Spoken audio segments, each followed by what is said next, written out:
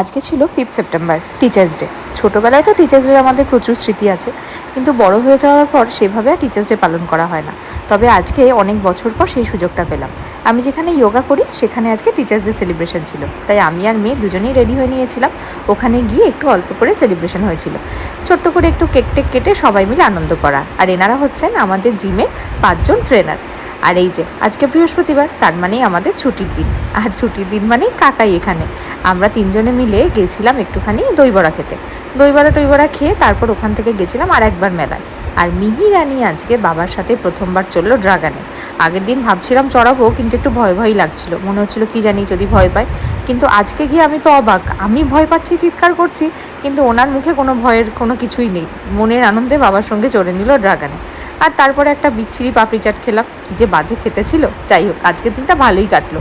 এই ব্লগটা পুরোটা দেখতে হলে আমার নতুন পেজে অবশ্যই